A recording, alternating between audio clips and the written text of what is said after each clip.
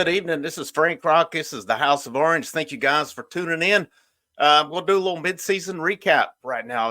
Although Tennessee's not quite midway, they're 14 games in, 17 to go, so they're pretty much right there at it. But just want to get into that, talk about where this team, what they've done so far, what's remaining, how all the analytics and stuff goes with that as well. So I'll give you my initial thoughts.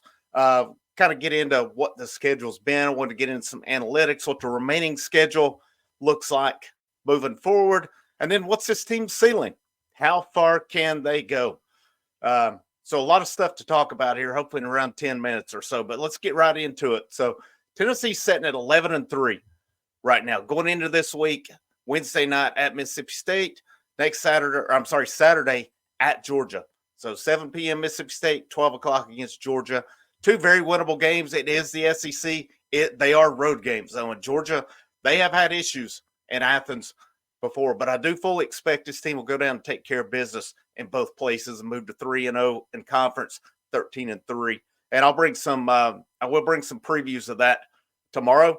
I'll get something going for Mississippi State, and in the latter part of the week, I'll bring something up with Georgia as well. But thank you guys that have tuned in so far. The goal with this channel is a lot of people does football. I can't compete with that. All right. I will try to put football content out, but it is realistic for me to put out the most consistent basketball and specifically baseball content on this platform. And it's going to happen. It's been going pretty good so far. But what's Tennessee done so far? 11-3.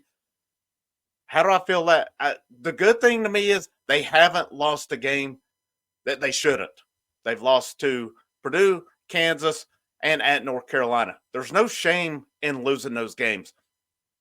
And I think one thing that stuck out specifically with Purdue and Kansas, you had two big guys that Tennessee had a lot of trouble with. So how do they handle that moving forward? Do they adapt to that? If they see these teams again come March, can they handle that? What did they learn the first time through? And one thing we've learned with this team is currently at this point, I don't think you know who from one night to the next is going to be the leading scorer. And that's not necessarily bad. This team's on a good streak right now. 7 in a row. You've had Adu lead the team in scoring a couple times. Zakai Ziegler's playing. He's playing good right now. Is he fully back? I don't know. I can't answer that. But he's definitely playing like he is. Josiah Jordan-James, he's been Mr. Consistency this year, just across the board. If you look at the statistics, he's up there in a lot of categories. Vescovy, a little hit and miss with him. I've probably a little more down than usual this year. And then, of course, there's Dalton Connect, red hot to start out with. Still leads this team in scoring at 15.4 points per game, but he's kind of been off here the last few games. I don't think it's by design. I don't know if teams are keying more on him and making others beat them, which Tennessee is doing, which that is a positive with them.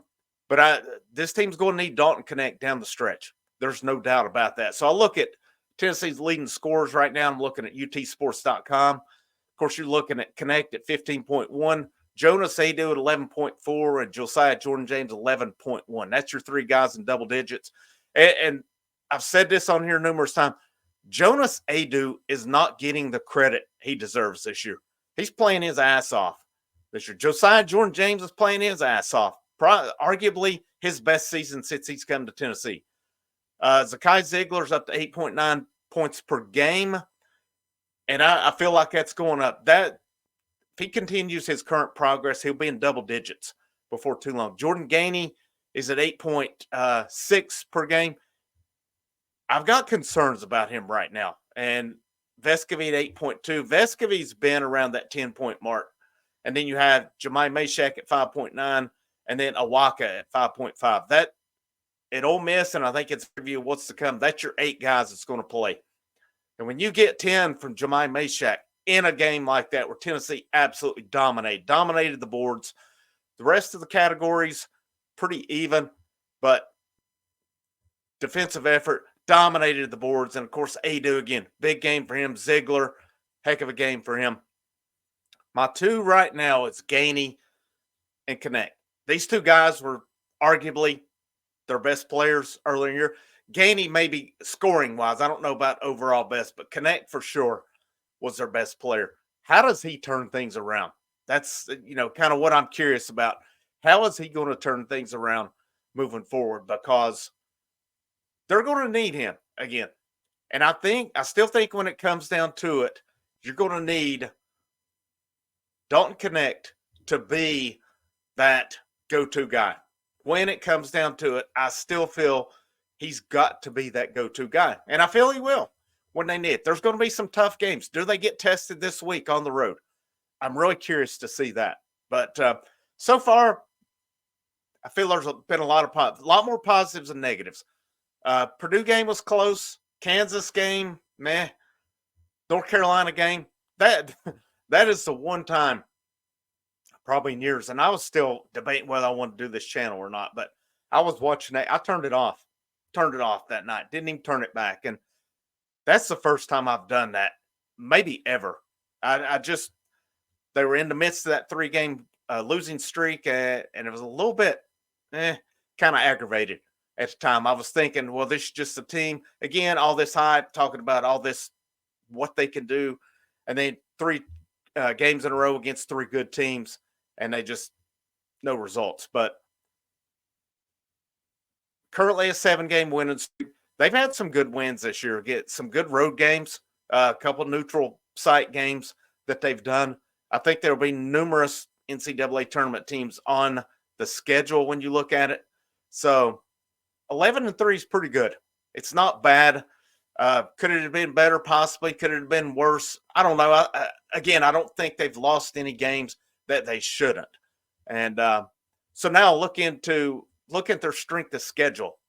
Looking at what they've played so far at 11-3, Tennessee has the number 4 strength of schedule in the country, according to Ken Palm. And I'll be honest, I don't understand all the Ken Palm rankings. There's a lot of stuff that goes into that. But according to Ken Palm, according to the strength of schedule, they're ranked number 4 right now. And I think that says a lot about what this team does, what their capabilities are. And I know the projections has them at about 24 wins, 7 losses in conference, around 14-7, somewhere, maybe even 15-6, somewhere. Wait, that can't be right. Like 14-4, I think is more along those lines. So if I'm wrong on my math there, and that's pretty bad because I'm actually pretty good at math most of the time. But number 4 strength of schedule. Moving forward, their remaining strength of schedule is ranked 25th. So it kind of drops off. Now, of course, you're getting in the SEC. There are some good. You're going to play Kentucky twice, which that seems to be Tennessee and Kentucky 5-6 neck and neck there. That's going to be some good games. Auburn looks like another strong year for Auburn. Ole Miss, of course, was the 4th ranked team in the conference. I'm curious to see where they go moving forward. Ole Miss, 13-0 coming in. Some okay wins on their schedule. Got to give Chris Beard credit in what he's done, but what does that team do moving forward now that you're getting into that SEC schedule? But, where does Tennessee, again, their analytics, 4th remaining schedule, 25th. So that leads me to my big question. And, halfway in the year, does this team have a slump coming on? Do they have maybe where they hit a couple games of losing streak? But the big question, it's always going to be there, what is the ceiling for this team? I think last year, based on how that team played at time, I thought Sweet 16 going in was pretty good. But then you get in and you look at what road they had. It was laid out perfect for these guys to get to the Final Four, and they pissed the bed. Let's face the facts. You had a Florida Atlantic team. They got hot at the right time. But that game at Madison Square Garden for Tennessee was tough to swallow. They built a whole damn house that night of bricks. There's no doubt about it. They threw bricks everywhere. That was a horrible offensive performance that night. And that was a game Tennessee led some in the first half, had a chance to really stretch that game out. I've seen people, and I don't know if some of these guys' projections have changed. You've seen Seth Greenberg, I've heard some other ones say this is a national championship team. This was before and early in the season. What's the ceiling for this team now? Is national championship the ceiling? I don't know. Based on what we saw against Purdue, based on what we saw of Kansas, I think it will be hard for them to do. I think it's possible. I think they have an opportunity to do it.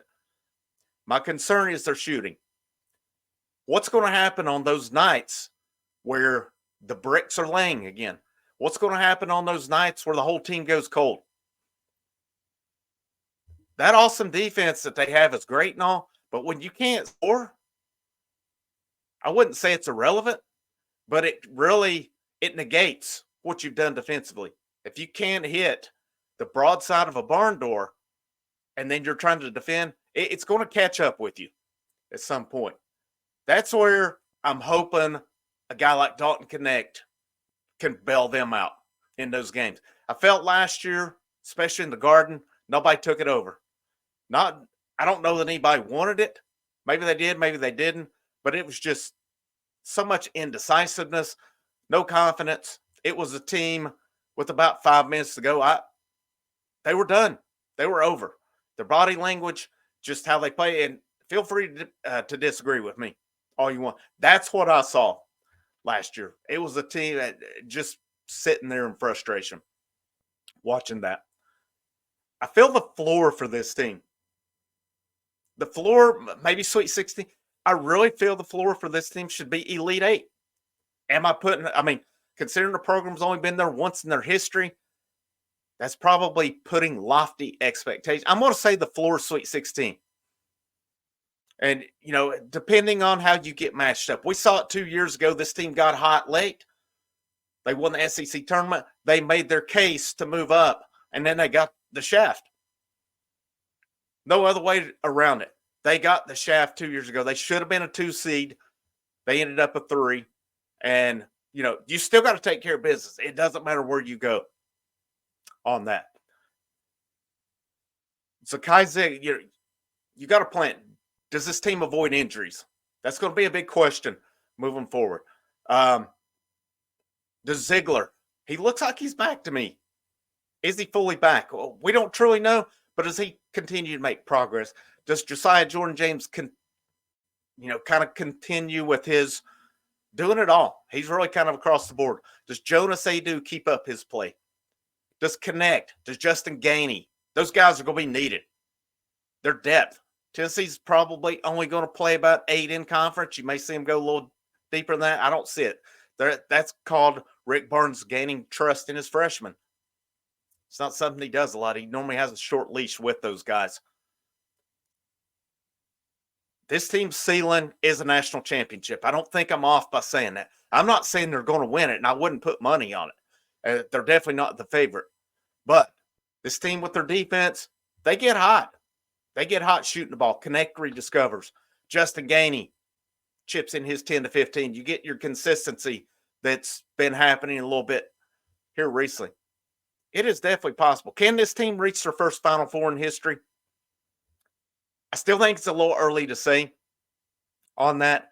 Right now, I'm saying Elite 8 just because I do have concerns on getting into a team who plays well down low and stuff. But we'll say that's the fun of it. 17 games to go. 2 games this week. Again, 2 games that are very winnable. And then I'll bring you a preview tomorrow of the Mississippi State game.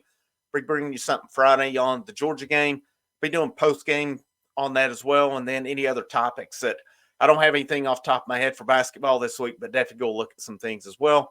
Plan on bringing some baseball info tomorrow and hopefully amp up a little more football as well. But 1 week into this channel, 30 subscribers. We had we had my first video over 100 views. That may not sound much. It may seem like, oh, well, whatever. But to me, I'm happy with that the first week. I'm still getting this out there, still getting the word out, still getting those subscriptions out, still getting those views. So it'll continue to build as it goes. But thank you guys.